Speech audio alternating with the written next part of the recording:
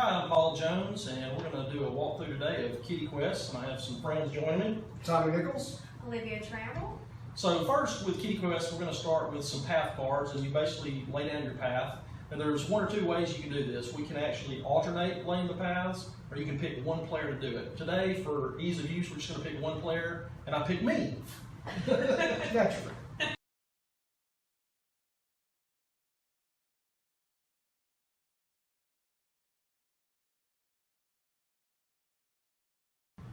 I'll tell you what, I want to make two paths. So I'm going to use a choose a path card. I'm going to make one path, kind of go this way. Make another path, head over here. I'll tell you what, I'm going to use a ladder card. We'll go up on to the box here. Go over the box, and I'm going to use a slide down card right here on the other side. Now with the ladder card and the slide, you can set your rules to where you have to land on the exact number to use the ladder, and the same thing with the slide. So in this case, if we wanted to play with those rules, you would have to land exactly on the ladder card, and at that point, you would have to roll a 1, 2, 3 to use a slide card. So there could be a case where you're kind of stuck in one spot waiting to roll that perfect dice.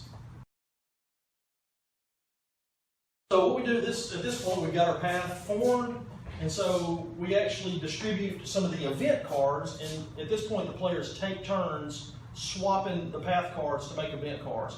Or you can actually extend your path. But today we're just going to play in a limited space and just kind of show you how it's played.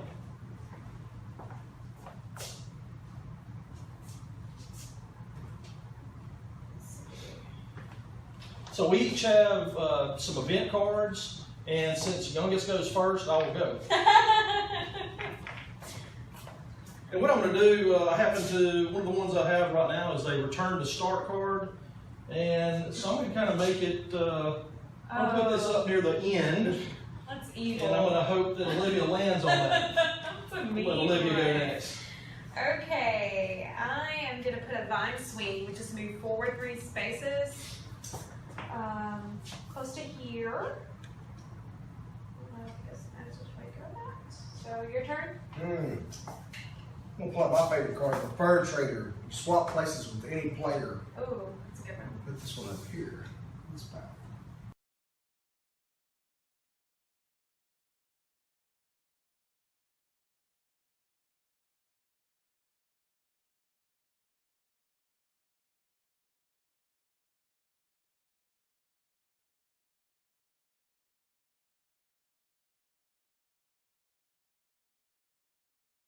Let's get it kind of close to the beginning so you can help out early. Let's do it like the second or third card.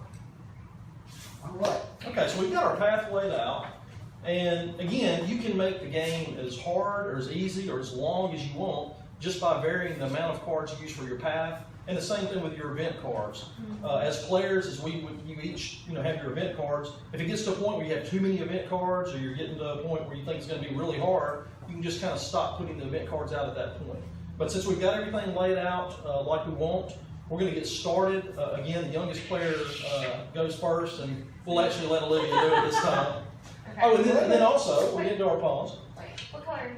Where do you go?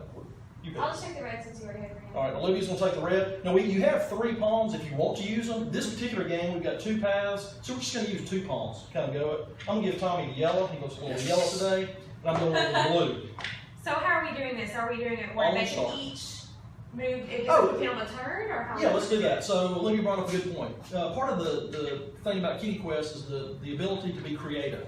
So we're each going to have 2, but since we do have 2 paths, we're going to make it today in our rules, and we're saying this up front. To win the game, you have to end with 1 pawn on this home and 1 pawn on that home. We could actually bring in a 3rd pawn if we wanted to. You could set your rules before the game, saying I'm going to have 2 on this one and 1 on that one. But for today, we're just going to do 1 of each. So we're going to all start out with 2 pawns, and we're going to let Olivia go first. Okay. Let's see. 2. Okay. Nice. So.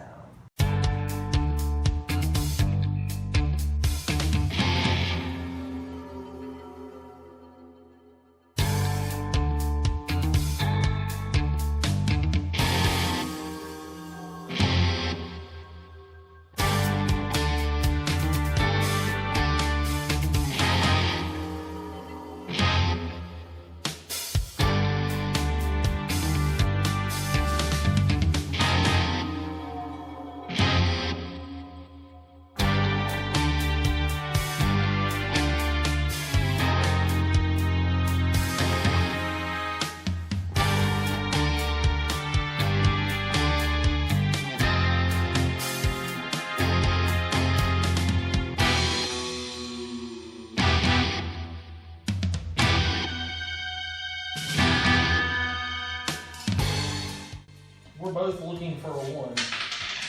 Oh. Hey, all right, so at least got to advance a little bit. 2! Ah. Oh, yes. 1, 2, the winner. So Tommy has won. We're not going to play for seconds today. Hopefully that gives you an idea of how the game plays, what the process is. The game itself, like I said, we designed it so it can be as easy or as hard. It allows for creativity. If you have the full set, it's about nearly 30 feet of path. So you can make, I mean, this is a very small game. There's probably, about half, well, about double of these amount of cards that are still available. So you can make it go from one room to the next room. You can make it go from the floor to your couch, across your couch, back down to the floor. Be as creative as you want.